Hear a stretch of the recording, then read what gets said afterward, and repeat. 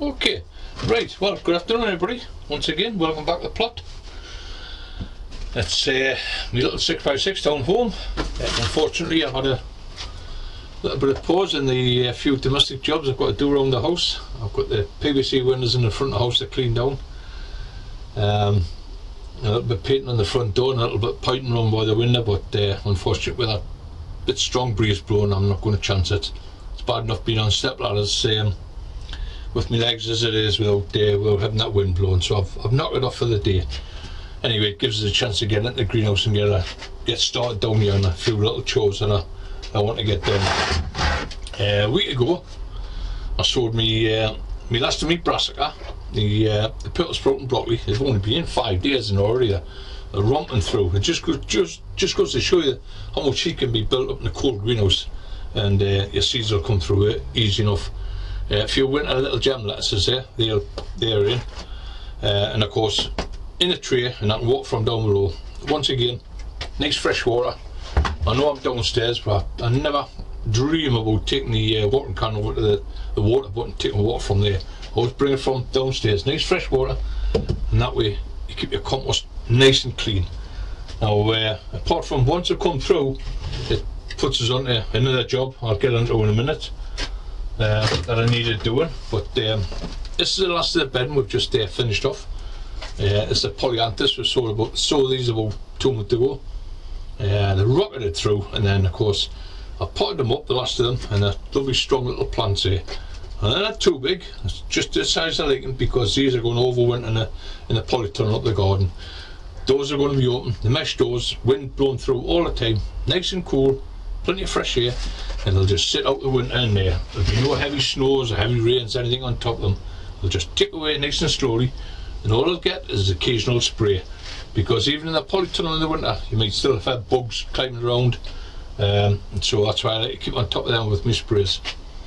See in the background there, the chilies are still here. I haven't taken the fruits off yet. I've left them for a little bit longer, and they're just nice and soft there now, so I will be stripping them down next week. And of course what I aim to do with these is to try and overwinter them. I'll wait till the foliage on the top dies back, and then I'll cut them back, just leaving the main stem and a couple of inches on each of the side stems, and that way I'm hoping to overwinter them just in a cool greenhouse. I'll probably put a little bit of heater in January. I might put my light on. I've got a few onion heads and leek heads up the allotment, but plenty of time for them. No shows, so I'm not no prize winning vegetables. All I want is some nice big stuff for the garden, for the house. So I'll be sowing them around about the January time, but we're a few months away from there yet. But by then I'll have all this lined. The greenhouse will be washed down, lined with some fresh polythene.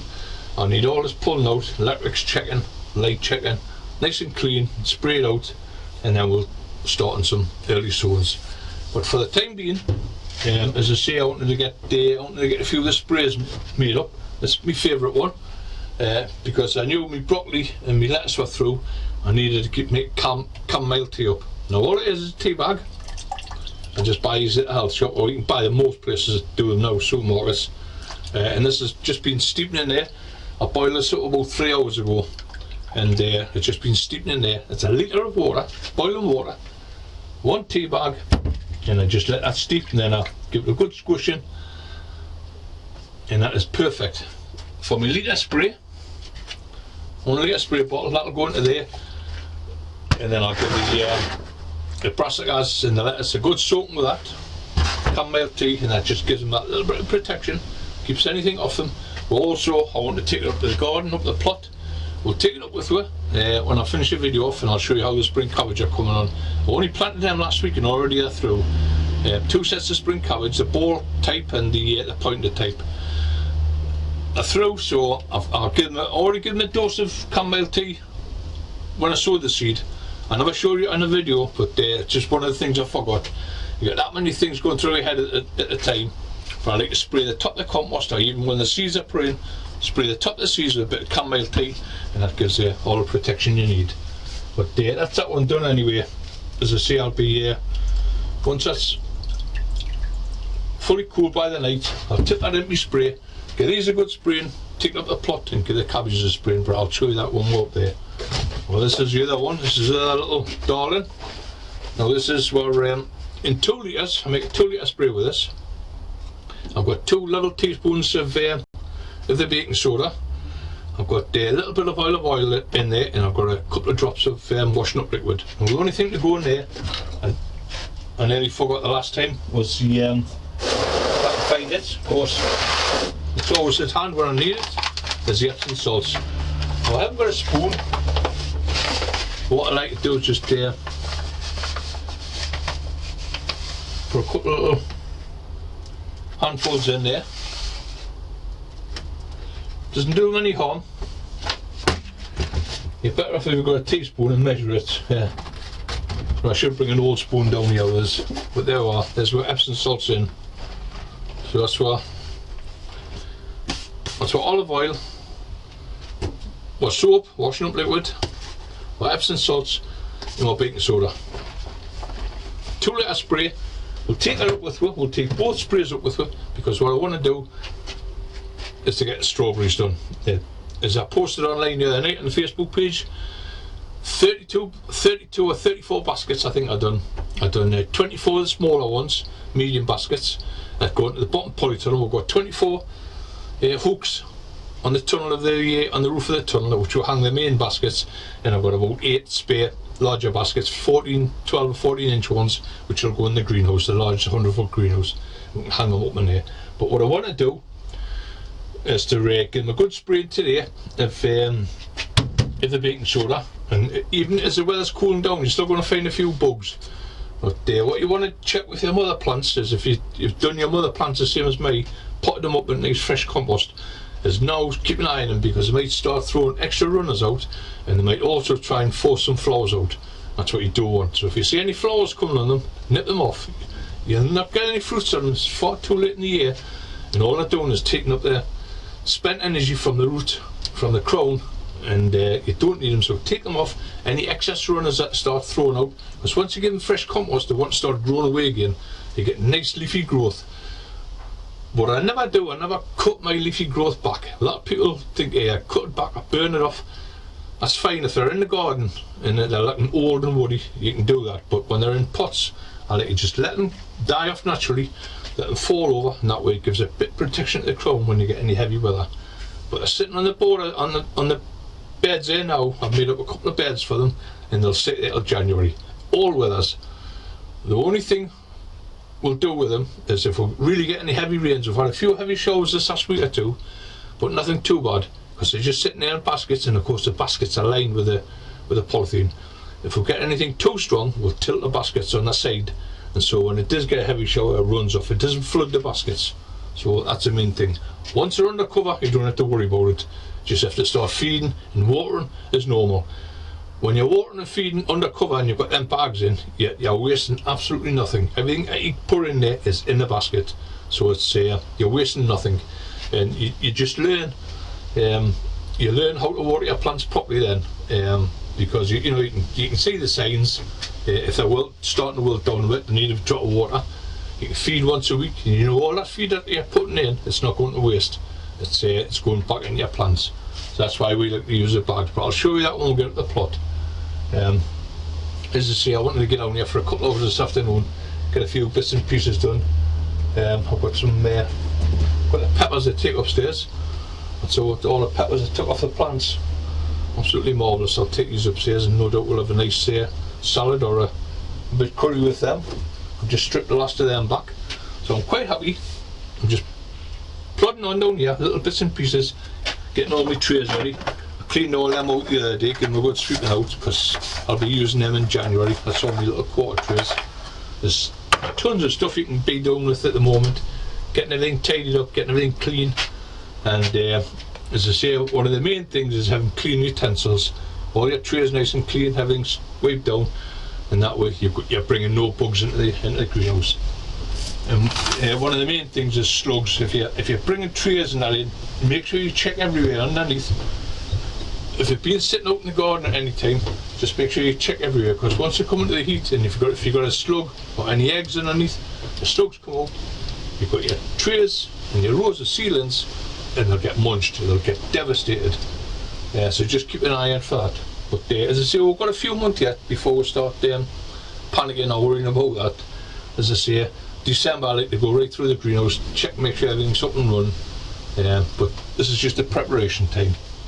But yeah, for the time being, everything's happy down here. I'm just waiting for us to cool down. I'll pop it into a spray. That's a Campbell one. And what I want to do is I'll get these broccoli and these lettuce a good spraying before I go up the plot. So I'll get that done. It's only 20 past 1 now, so another hour. Once that's cool, I'll make me mix up, give them a good spray, then I'll take a spray up the plot also with this, and we'll give these strawberries a good spray. And I'll show you how to, I'll give you a look at a couple of the vines. A couple of lads have been planting their grapevines and want to know how to go about the pruning. I never prune mine back until the solstice. By then, end of December, your grapevine should be fully shut out. Should be nice and brown the stem, all the leaves should be off it, and then it'd be safely to start cutting it back. I know we do a bit cutting back and trimming in the summertime when we're cutting side shoots and that away, but that's not a great deal when we start cutting back big side shoots. And if there's any sap in it, and it's, you know, it could diseases, anything can get into the vine. So we'll wait until the solstice. I'll give you a look at a couple of my vines and how they're shaping up, and how we can shape yours. But that's all for the next video. And what we'll do next week, we've getting the plot finished. It's all tidy. We're just getting it all turned over. We'll put a bit of muck in it. What I'm after is put some lime on it, and hopefully we'll get some weathers this weekend to wash it in. And then next week I'll plant the Jap onions, and I'm still waiting for the garlics. I would have liked to do the garlics this week, but plenty of time, right through September, even in October, middle of October, for your Jap onions in your garlic. But I like to try and get them in as early as I can. So I'm still waiting for them. They should be coming within the next week or two. Jap onions are just sitting up there on the bench, as I showed you in the last video. Not doing any harm in there. But I'll lime the bed this afternoon, and then it's all prepped. When the garlic does arrive next week, we can get stuck into that. Okay, so for the time being, let's get ourselves up the plot, and I'll show you what's happening up there. Okay.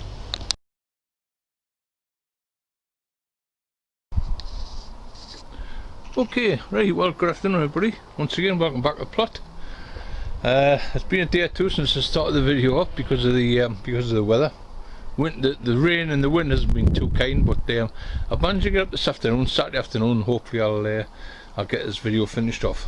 If you remember in the first part of the video, I was making the sprays up, and of course I used the first part of one of my sprays, a chamomile tea, down home. I get the late spring cabbage, the late broccoli, and the lettuce a good soaking of the chamomile tea. And of course it's for the antibacterial properties that the chamomile tea's got, that I like to soak my seedlings with, and it gives them just a little bit more protection from anything eating them, or any diseases that might be knocking around, any fungi or in the water. So you shouldn't have, if you follow the my steps closely, using fresh water all the time, nice clean compost, and you shouldn't have any problems. But here I am at the plot, and as I say, as I posted on my Facebook page, I finished all the strawberries off, and here we go. I've got them all set up. Well, the bigger baskets starting to dry out a little bit, but I was going to leave it till tomorrow because I think the forecast a bit more rain tonight. But Roger might put the hose in tomorrow. The bigger baskets, about 14-inch ones, I've got three plants in. And of course the smaller baskets, the ones we're hanging the bottom pulley tunnel, we have 2 plants in, because they're quite a good size, these plants, and I think just 2 baskets fine. You don't want to overdo it, but I'm quite happy with them. They're all finished now, all sitting pretty. Just there. What you do want to do is, a couple of lads have posted that pictures online. What you do want to do is to put your strawberries inside yet. You want to keep them out as long as you can. Main reasons, like any fruit, they need a really good frosting. They need a few good nights with temperatures below 0, and that's there to break a dormancy and to help the fruit buds set up for next year. And without that, I think they'll have a really poor crop. So you don't want to be taking your plants inside. These will sit here till January at least. The only difference is with them having the bags in. If you're having them, I could put them on their benches in about December time, where there's a little bit of cover over the top, but still open to the elements, still nice freezing cold winds that'll shut them down. they might go under there, but if we get too many heavy rains, we can just tilt them on the side yeah, like that, and the rains will run off them. But as I say, we haven't had too much these last couple of days. They're just starting to dry out this year now. I'm quite happy with them. But what I want to do this afternoon, I know there's a little bit of wind blowing. What I like to do is just keep going around and checking any damaged leaves that you think you might have a little bit of aphid on or anything like that, and just pull them off. And of course my old favourite spray for this, the one I made up, and I just like it. I know it's a bit wind blown, but if you turn your sprayer up to jet, then you're getting a good spray on the leaves. That's it. And it's all about keeping your plants. I hope this is not blowing over the camera. It's all about keeping your plants nice and clean. And of course there's a whitefly already shooting off. There must have been a couple hiding under one of the leaves, but they're taking flight now as soon as I get a taste of this. And this is a great mix, and of course it's a little bit of feed as well as a mix, as well as a spray, because the Epsom salts will give the plants a bit of a feeding. There again, here's a leaf there lying over, might have been damaged or a little bit brown on the edges. Just pull them off, and you can see there's loads of new growth coming from that crown. Well, that's what you've got to watch for, because once you start transplanting into fresh compost, you're going to get some more growth coming away, and that's it's not a bad thing. It's not going to harm the plants, but what you do want to do, I think I noticed one along here somewhere, was there's a couple of, there's a one there starting to send the shoots out already. That's what you do, just cut them off. Some other plants are absolutely marvellous.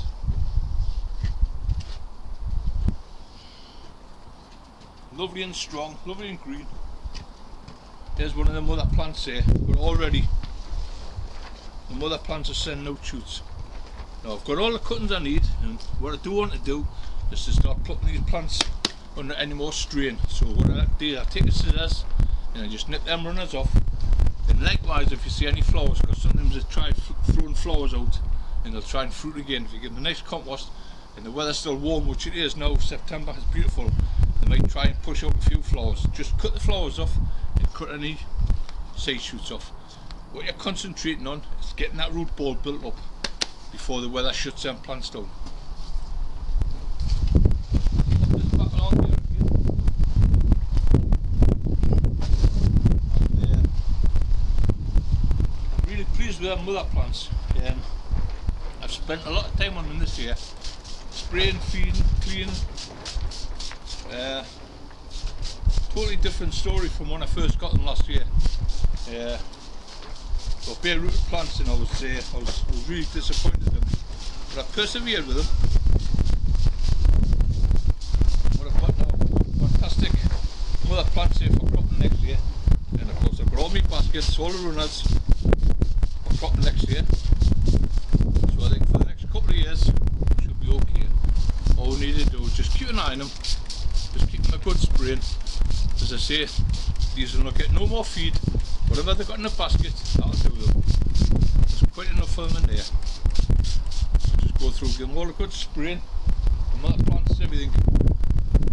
And then they can quite happily sit here, like I say, until about December. If it gets too bad, the weather's too bad, we can push them under that back bench where there's a little bit of cover on the top. But that's all they'll get. They'll be outside here now until January. Once the cold weather sets in, you get a heavy frosting, and then leaves will collapse. They'll start falling in on themselves, and that's what I want, because it gives that little bit of protection to the crown. I don't bother cutting any leaves off, not until I decide when I'm going to take them in. Well, normally we take these in around about the middle of December, the middle of January. Sometimes you can take them in earlier. It all depends on when you want your fruits for. We could probably take these in 2 lots. We can put the baskets in the first lot, in the first tunnel, and we can take the pots in, the mother plants in the second tunnel later on, put them up on the shelves, probably around about the February time for them. So it means you're expanding your fruiting season, you're not getting them all at once. These early ones will probably start fruiting around about April time, late April. And then your pots, if you take them in February, will start flowering and fruiting around about April into May, and then into June for your main crop. If you've got plants outside, that's fine. But what you will get is some nice early strawberries. And of course keep an eye on them, because the only thing these will get now is a feeding. When we take them in, they'll probably get a sprinkling of sulphate of potash, but I'll go through all that once we take them inside next year. Right, okay, so I'll finish off spraying these and we'll get what's inside. This bed here is ready for the Jap onions, and I was going to put them in, but lo and behold, the garlic still hasn't turned up yet. I got an email from the seed company the other night saying that they should be with us within the next few days.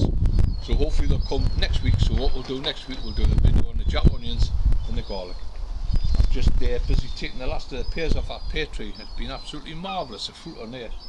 But there's still one or two higher up, but I'm not going to bother about them. I'll wait till they drop off. I ain't climbing up any trees for the sake of a couple of pears. But anyway, we'll crack on. We'll get inside and I'll show you how I'm getting on with the grapevine. Okay.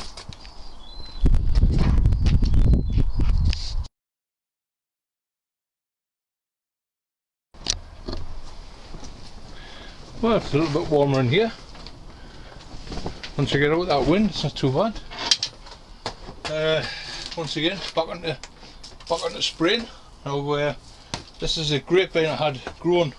Got to show you how to grow them in pots, and that's still at one side there. I'll be able to be able to stand up in a minute. First job this afternoon I must get done, and of course there's the Spring Hero. We sold them in the last video, and they've only been in just over a week. 8 days, I think it is, 9 days already. They're jumping up, and they're just the way I like them. They're small, they're sharp, short. There's a little bit of weed coming through, but that's because, like I say, I use my own compost. A few weeds. Once you know you weed some of the seeds, quite easy to pick them up as they grow through. And of course, what I wanted to do today, once again, get the old sprays out, and I normally do this once I break surface, once I see the shoots come through the compost. But of course I've had that much to do this week.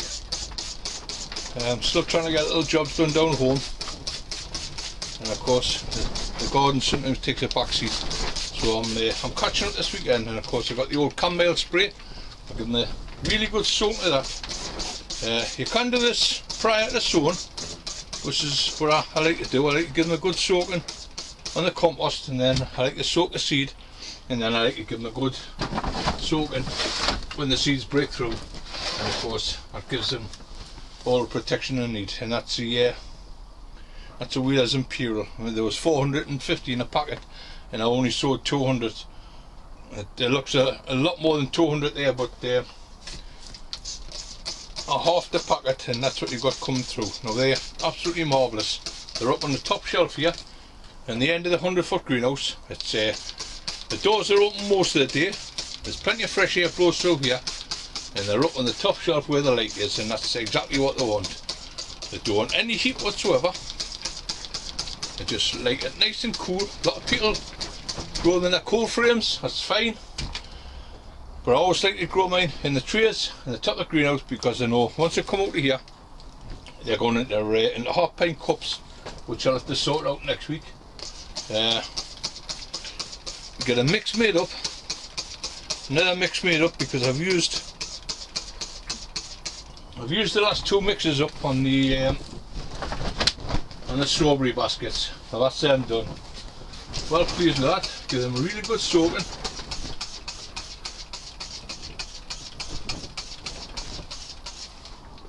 That gives them all the protection they need. I'll move them over that. That's them done. Right. Now there's one of my cuttings I took last year off the black grapes. Now the black grape is as you've seen it before. It was marvellous yesterday. I'll take it down and I'll show you. Now, there's a lot of the lads getting their grapevines, and they're wondering how to go about it. Well, this is a first year rod. This was taken in the solstice of last year. Now I always wait until the solstice, as it says on the Facebook page. By then the vine should be shut down properly. Now this is a black variety, and of course the leaves turn a lovely red. Now that tells me it's starting to go back in now, and that's the rod. It's absolutely spot on. But where the leaves have been, you'll find little buds all the way up the stem. Now them buds, each of them buds will turn out a side shoot or a leaf, and you can use them to your own advantage. That's where I stopped it last year. That's where I cut it off from last year, and then that's a new growth from there. And that's just 1 year's growth, that vine. Now I haven't given it anything special because I don't like to feed these too early. I just multi-purpose compost, and all I've had is water, and I've had no feed whatsoever, and that's where I like to treat them. Now this can be planted out next week. I'm thinking of taking the other yellow one out of there and planting the red one in the 100-foot greenhouse, and then train it along the roof, and I'll train the rods to grow down. Now training your vines easy, cutting it back is even easier if you know what you're doing. So what we'll do is we'll take it down to where the black vine is, and I'll give you some sort of an idea. But what you don't want to do is to start cutting it back up yet, because the sap is still in the wood, and that's pretty, you can feel it by the top, that's pretty manoeuvrable. If it wasn't, that would be dry and brittle and they'll try and snap. So the sap's still there, the sap hasn't started dropping yet. Probably by the end of this month, the end of September and October, the sap will start dropping down, and then you can start either pruning back or taking your cuttings. But as I say, I like to leave mine well until December, and I know the plant is really dormant. The rod's nice and brittle, and you can cut it back without any fear of getting diseases or anything else into the wood. If you've still got sap in the rods, when you start and cut, all that sap's going to pour out, and it makes an open wound where infections can get in, and that's why I like to leave it until the sap's really dropped down the plant. It's with any other plants, as it die down to go into hibernation, the moisture in the plant drops down, and then that's where you can take your cutting safely or do your pruning. But that's my tips anyway. But I'll take you down and I'll show you the black one. Now that one there, this one here, if I can get it up a height, is where this has still got to be cut back.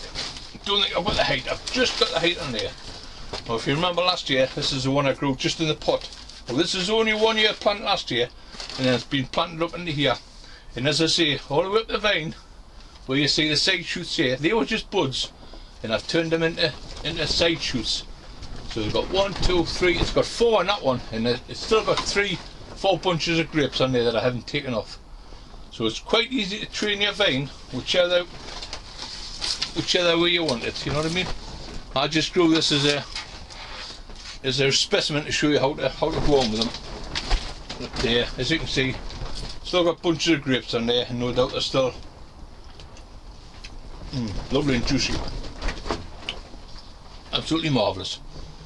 But there's a leader, and there's the side shoots, and even off the side shoots you'll get more shoots growing off. So all you have to do is keep clipping them back, but I'll show you how to go about that next year. But we'll go down, for the time being, we'll have a look at the black one, and I'll give you an idea of what it's like. Okay?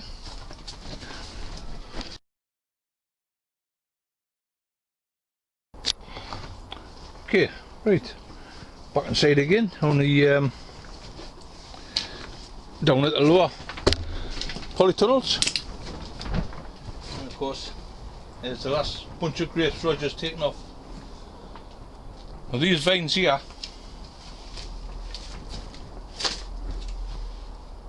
this was the first year, and what I did with this one here, still a whole bunch on there. Roger's been nibbling at them every day.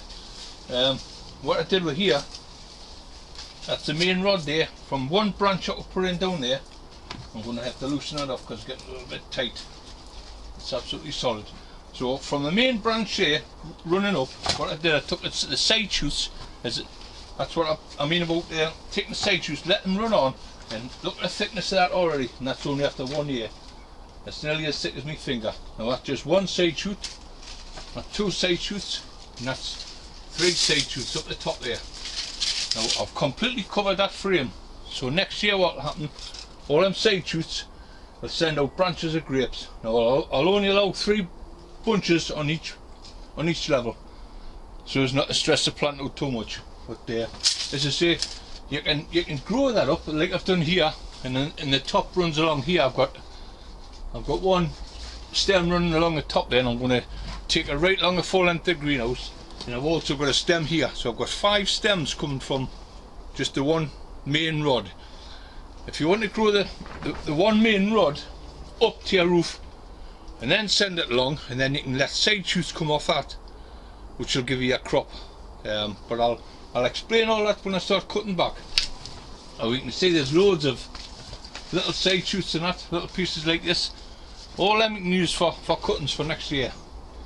Over at the far side, the far black grape, I'm going to do exactly the same, and I'm going to train it along the other side of the tunnel at the far side. As you can see on there, over on that one there, there's loads of side shoots here. Now they're still on, I've left them on for the simple reason I don't intend to cut them off. You can see the nice big red leaves, that tells us it's just starting to go on to turn that vine there now. But I'll leave it until December. All them leaves will drop and all you'll be left with is just the bare canes, and then you can safely cut them canes off, and of course most of them you can use for runners. If I just scan up to the top there, it's absolutely running rampant. Now what you can do with your vine, you can go along and cut a lot of side shoots away throughout the summer. If it starts getting too greedy like this one is, and it's through loads of little side shoots out here, there's nothing to stop you just nipping them off. But what I want to do with these ones, there's some pretty thick ones there, I'm going to leave them on just till December. Normally I like to cut these off and keep it nice and trimmed, but I'm just going to leave these on till December, and then once it dies back I'll cut them back, and I'll probably get 6 or 7 small canes on there to root for new plants for next year. But it's such an easy job to do, to root canes. Once you've got your grapevine established, it'll throw out shoots for you, and of course you can get as many amount as what you want each year.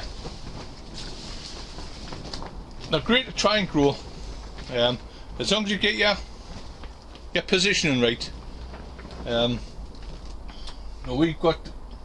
We are facing south here, and we've got the west and the east here, so when the sun rises we'll get it over the top, so that's not going to cast too much of a shower, too much of a shadow over the polytunnel. If you grow it along one side, if I was to grow it along there on the east, I wouldn't get any sunshine until the lunchtime over here.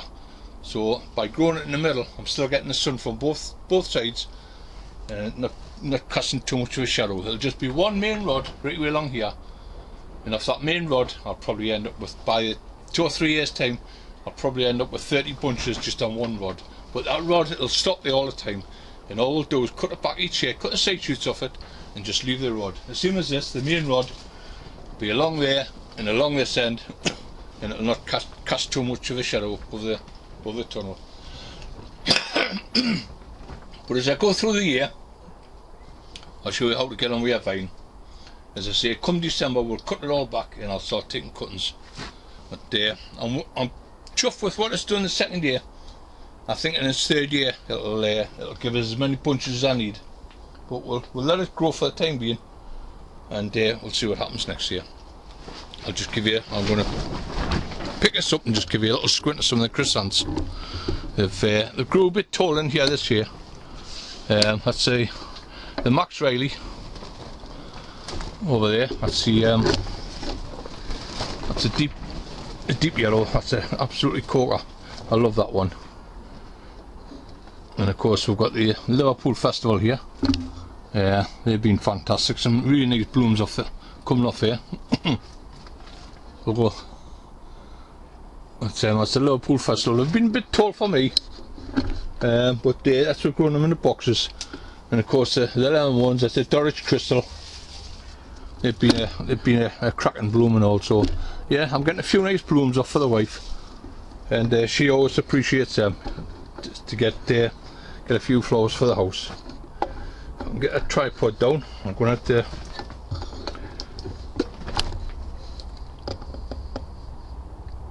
get it back to where I was, hopefully. Okay, so I thought I'd give you a few tips on the vines. Push that one back, because that's well, that's the end of the vine from down there. It's already 8 foot tall, 8 foot long. I'll have to put a new bamboo on the top of here, and that trains it onto the second one. By next year it'll be right along that door, that'll be meeting up with a peach tree. But I'm over the moon with that. We're just already starting turning this border over. I've been taking some of the beans, some of the sweet corn and some of the peas out, and we'll just work our way up. This is a polytunnel that's really damaged. There's a big split in the top of the roof here. I'm not bothered about that. I'm going to put a little bit of lat on, nail it on and pull the lat tight so it just keeps that little bit shut until after the winter. I'm not going to do nothing until February. We've done a lot of work next door and putting new base plates along the bottom of the polytunnel. All the timber scaffolding boards were rotten, so I've been replacing them bit at a time. New doors. I've got a new set of patio doors to put in this tunnel. So there's loads of work to be getting on with, as well as trying to sort out the plants. Well, manure in the soil as we go to the stables regular, getting the manure, but there's lots to be getting on with. Hopefully next video we'll get the jack onions in, and we'll get the garlic sorted. That's if they turn up. They should have been here long before now. I'm pretty amused by that. Usually I'll get them. Usually they come with the jack onions, but something must have held them up. But anyway, if they turn up next week, we'll get we'll switch straight onto them. We'll get the jack onions in, the garlic in, and it's possible we could be potting up the spring cabbage. But I've given them a good spray that day. If they keep on growing, we're focused for some really hot weather Monday, Tuesday, so that's going to make them really jump. So by next weekend, when I come to do the next video, if they're big enough, I'll start potting them off, and I'll show you how I'll pot them off into their cups, and they'll sit in their cups until middle of October, end of October. By then this bed will be ready, be fully mucked, fully limed. We'll take a number. Usually I like to be between 4.5 and 5.5 for cabbages. Don't do anything stronger than that. And what the cabbages will do, the cabbages will clean the soil out. We'll take all them excess fertilisers that's in there, all them excess salts, clean the soil perfect. And then in here we'll go with tomatoes for next year, and we'll get a first class crop of tomatoes. Nice and clean, all organic, pest free with a bit of luck. We haven't done too bad this year for pests. It's been pretty, we've sprayed regular and we've been pretty clean, so I'm hoping it stays like this over the winter. We've got a couple of big jobs to do in this polytunnel. I'm taking that back bench down, and I'm going to build a bigger bed here for the peppers and chilies for next year, because this is where the chrysanthemums are. It's a little bit high for me, and of course they're growing up towards the light and they're getting too tall, so I'm going to do away with this bottom bed and turn it into a full trench. So that's another job to do. Maybe it's in the winter when it gets too cold. But for the time being, I'm going to knock off. I hope I'll give you a few tips on the grapevine. Just keep an eye on the channel, and I'll show you how we'll get on with taking cuttings in December. If you want to add more stock to your vines, I'll show you how to take your cuttings. But take my advice and just leave your vine for the time being. Just leave them be. Wait until the shut down. Wait until the sap drops out of the plants, which will probably be another 5 or 6 weeks yet. They'll go completely dormant, drop all their leaves, and then that's a perfect time to start cutting them. Okay, so if you can't wait for the videos, get one on my Facebook page. It's Jeff Foreman on the Plot, and you can keep an eye on what we're doing through the week on the laptop. But for the time being, I'm going to knock off and get a few more jobs done here. Okay, so I'll see you next week.